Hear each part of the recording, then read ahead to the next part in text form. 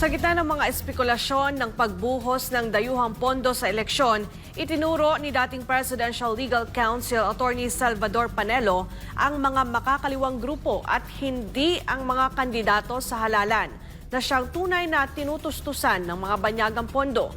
Si Jane Cudnita sa balita.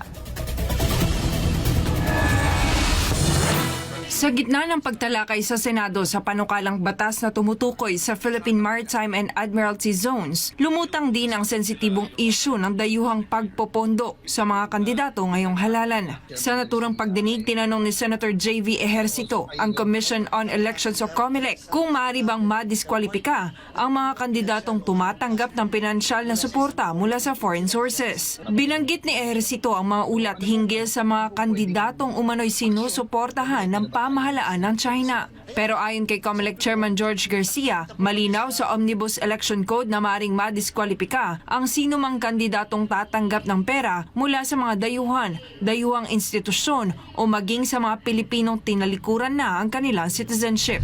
Kaugnay nito, nagbigay ng pahayag si dating Presidential Legal Counsel Attorney Salvador Panelo ukol sa usapin ng banyagang pondo at kung sino ang mga totoong tumatanggap nito. Hindi ako naniniwala na may mga dayuhan na magpopondo sa mga kandidato. Wala naman silang mapapala doon. Maliban na lang, ang alam kong pinopondo, ano yung mga nasa kaliwa, mga leftist, mga komunista, yun.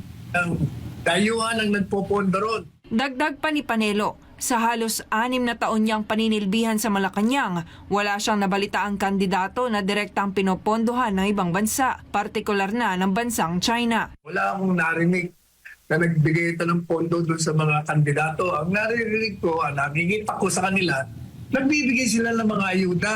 Sumasama sila gaya ng yung mga joint venture nila Pastor Tibuloy sa kanila ambassador ng China. Di ba? Yes. Kakaroon sila ng proyekto, nagbibigay ng mga medisina, pagkain, kung ano-ano pang bagay. Yun ang mga nakikita ko. Yun walang eleksyon. Hindi naman eleksyon yun.